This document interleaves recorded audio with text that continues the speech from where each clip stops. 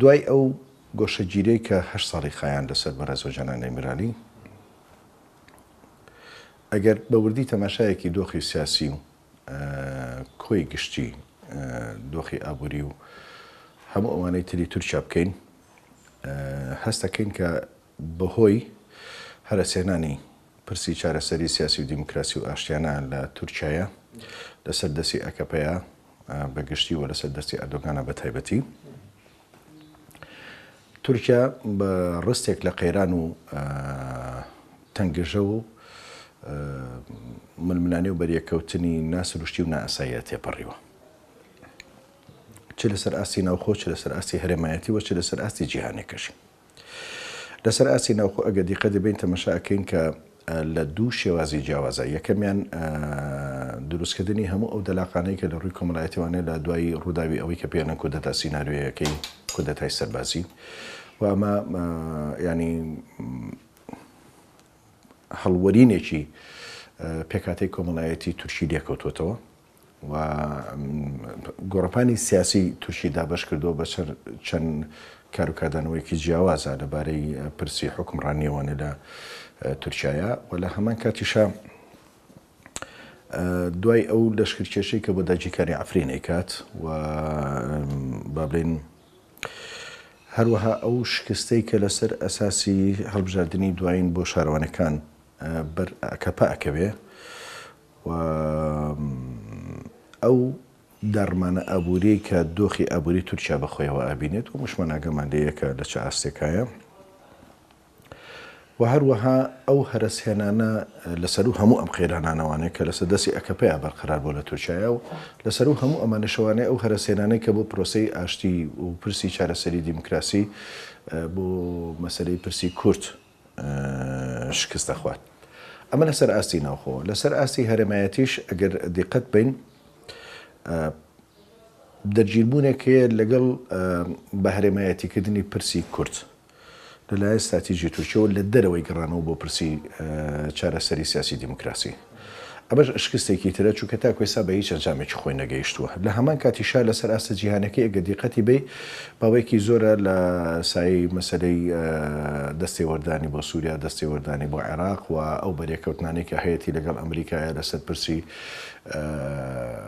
تەوافق دروست نەکردن لەگەڵ استراتیژی ئەمریکا بەرامبەر بە پرسی سووریا و گۆڕانکاریەکانی خۆرهەڵاتی ناوەڕاست و لە هەمان کاتیشا هەوڵدان بۆ سوود وەرگرتن لە ئەو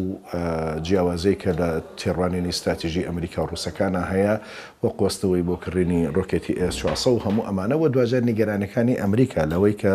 ئەم وەکوی هێزێکی سەربەناتۆ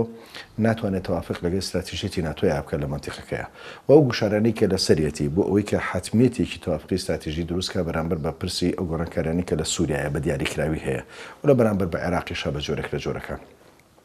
هەروەها خەڵێکی تر کە زۆر گرنگە ئاگامان لێبێ ئەوەیە کە ئەو چاوەڕوانەی کە بەڵێن استراتیژیەتی ئەمریکی هەیە بۆ لە تورکیا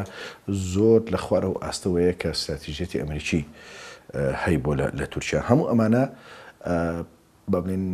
حکوومەتی ئەکەپە و ئەردۆغانی گەیانووە بە دووڕیانێکی داخراو، نەک دووڕیانێکی کراوە، هەر دووڕیانێکی داخراو، چ لەسەر ئاستی ناوخۆ چ لەسەر ئاستی هەرێمایەتی بۆ لەبەرەوەی کە لە پای هەموو ئەو هەوڵانەی کە دای هیچ ئاکامێکی ئەو توی لێ سەوز نەبووە کە جێگەی شانازی بێت بۆ فەلسەفەی سیاسی و کارکردنی سیاسی و حیزبی ئەکەپەش و حکومڕانێکەشی. لەبەرەوە لەم حاڵەتەیە کە ئەبینێت ئەمریکیەکان پێداگریەکی زۆر ئەکەن لەسەر مەسەلەی پاراستنی بەرژەوەندەکانی خۆیان و استراتیژیەتی ئەمریکی لە خۆراوەیە، نەوەیەک لە حەسمەتی ناچاری بۆ دروست بۆەوەی کە ڕەنگە قەدەر وای کردبێت کە بەگەڕانەوە بۆ بەکارهێنانی کارتی کوردی وەک دروستکردنی بەرژەوەندیەک مەسالەحێکی استراتیژی ئەم دەریچەیەک بۆ دەربازبوون لە هەموو ئەو قەیرانە سیاسی و استراتیژی و ئابووری و کۆمەڵایەتیانی خۆی بدۆزێتەوە. زۆر گرنگە ئێمە ئاگامان لە تێکەڵ نەکردنێک هەبێت. یعنی تێڕوانین بۆ پرسی چارەسەری سیاسی و ئاشتیانە و دیموکراسیانە لە دید و لە فەلسەفەی ڕێبەرۆجانانەوانێت جیاوازە لە تێڕوانین لە دید و فەلسەفەی ئەردۆغان و ئەکەپەوە. ئەکەپە بەگەڕانەوە بۆ پرسی ئاشتی ئەوێ بە دوای کاتێک هەبگەڕێ کە تایە کورد بکاتە زەخیرەی کەرەسەی دەریچەکەی خۆی. بەڵام ئەوەی کە بەڕێز وەجانان دید و ڕوئیا و تێڕوانینی ئەخاتە سەر بریتە لە گەڕان بە دوای چارەسەرێکی ڕیشەیی کۆی کێشەکانی تورکیا و خۆرهەڵاتی ناوینیش. ئەمە دوو تێڕوانینی جیاوازن. ڕاستە لە جەوهرە هەردووچیان ئەتوانی ناویان بنێ پرۆسی ئاشتی، پرۆسی دیموکراسی و پرۆسی پرسی چارەسەری سیاسی، بەڵام بە دوو مەفهومی جیاواز دیانە پێشەوە. لەبەرەوە گرنگە لە ڕووی ڕوئیای سیاسی و لە ڕووی ڕوئیای عەقلی و منتەقیوانەیە ئەم شتە تێکەڵ بە یەک نەکەین، چونکە دید و تێڕوانینی ئەکەپا شتێکە و دید و تێڕوانینی ڕێبەرۆجانان بۆ پرسی چارەسەری و ئاشتی و دیموکراسیانە شتێکی ترە کە زۆر جیاوازن 180 دەرەجە پێچەوانی یەکترن. هێنانەکایی گەڕانەوە بۆ پرۆسی ئاشتی لە منزوری ئەکەپەوە بریتە لە بیرکردنەوە لە بەکارهێنانی کارتی کوردی بۆ دۆزینەوەی دەریچەیەک، بەڵام بەو شێوازەی کە ئەکەپا ئیخوازێت، نەک بەو شێوازەی کە پرسی چارەسەری ڕاستەقینە ئیخوازێت. ئەمە زۆر گرنگە ئێمە ئاگامان دەیبێت و من پێم وایە لەمپەری هەرە سەرەکی و هەرە استراتیژی لە ئێستای قۆناغی سیاسی تورکیایە ئەکەپەیە لە بەردەم پرۆسی ئاشتی و پرسی چارەسەریە، نەک پەکەکە و نەک هیچێ لە هێز و لایەنێکی سیاسیکە. لەبەرەوە من پێم وایە ئەم گەڕانەوەیە و بەم نیەتە لەلایەن ئەکەپەوە محکومە بە فەشەل و بە شکست. لەبەرەوە ئەبێ سیاسەتی کەجەکە و سیاسەتی هەدەپە لە بەرامبەر بەو دۆخەی کە لەسەر ئاسی سیاسی لە تەواوی گۆڕەپانی سیاسی تورکیایە ئەڕەخسێت سیاسەتێکی سابت بێت و بەهۆی ئەم جۆرە گەمەی ئەکەپەوانەیە هیچ گۆڕانکاریەک بەسەر دید و تێڕوانی استراتیژی و سەوابەتی استراتیژی خۆیان نەهێنێت، چونکە ئەوەی کە تەواوی قێرانەکەی قوڵ کردوێتەوە و ئەوەی کە تەواوی دەواازەکانی داخستەوە بەڕووی سەقامگیریەکی ڕاستەقینەیە لەسەر ئاستی گۆڕەپانی سیاسی تورکیا ئەکەپەیە، هیچ هێز و لایەنێکی سیاسی تر نییە تەنانەت بەلایەنە سیاسەت تورکیەکانیشەوە. لەبەرەوە گرنگە ئەم سەوابەتە استراتیژە وەکو خۆی ڕێبکات، چونکە سەرکەوتوو بۆ لەوەی کە ئاکەپە بگەێنێتە ئەو قەناعەتەی کە ئەوە تۆیت خەریکی قوڵقاندنی هەموو ئەو قەیرانانەی، ئەوە تۆیت کە دەواازەکانی ئاشتیت بەڕووی پرۆسی سیاسی تورکیا داخستووە و ئەوە تۆیت کە مایەی هێنانەکایی ئەو هەموو بەڵاو موسیبەت و دەرد و قەیرانە ئابووری و داڕزان و هەڵۆشان و لە بەریەکەوتنە کۆمەڵایەتی کە لەسەر ئاسی تورکیا ئێستا کۆمەلگای تورکی پێیگەیشتووە. ینی کاکە بەرهەم حەزەکەم یەک حەقیقەتێ بیزانین لە هەڵۆشانەوەی پرۆسی ئاشتی لە 2013 بەدواوە دوو بەرابەری گەلی کورد گەلی تورکی زەرمەند بۆ لەم مەسەلەیە. بە دڵنیاییەوانێ من ئەتوانم بڵێم مەسەرەن ئەو دەستپێگرتنی خەباتە مەدەنیە، خەباتە دیموکراسیە و خەباتە ئازادیەی کە ینی لە دەستپێکردنی مانگرتنی هەواڵی لە گۆبەن و هاوڕێکانی و دواتر فراوانبوونی بازەکانی و دەستی پێکرد، ئەمە ڕۆلی پێشەنگایەتی ڕابەرایەتی سیاسەتێکی دیموکراسیانە و ئاشتیانەی ڕاستەقینەیە لە تورکیا و ئەمە خاڵی ئەو خاڵی وەرچەرخانەی هێنایە سەرخەت کە هێزێکی سیاسی وەکو ئەکەپە و حکوومەتی ئەنقەرە بگەێنێتە ئەو حەقیقەتەی کە ئەوە ئێمەین مای دەرگیربوونی تەواوی کۆمەڵانی خەڵکی تورکیان لەگەڵ ئەو قەیرانە هەمە چەشنانی کە ئێستا پێگەیشتووە. ئەمە خاڵێکی جەوهەریە، چونکە ئەمە مۆدێلێکی ڕاستەقینەی مامەڵەکردنی سیاسەتە بەرامبەر بە هەموو ئەو نەخوازراوانەی کە لەسەر ئاسی سیاسی و کللتوری و کۆمەڵایەتی پێش هاتوون، چه ئەوەی کە دەرگیرە لەگەڵ پرسی نەتەوەی نیشتیمانی کووردا، چه ئەوەی دەرگیرە لەگەڵ پرسی ئاشتی و دیموکراسیا، چه ئەوەی کە دەرگیرە لەگەڵ باشترکردنی دۆخی ئابووری و سیاسی و استراتیژی ئەم هەرێمانەیە. لەبەرەوە من پێم وایە مانگرتن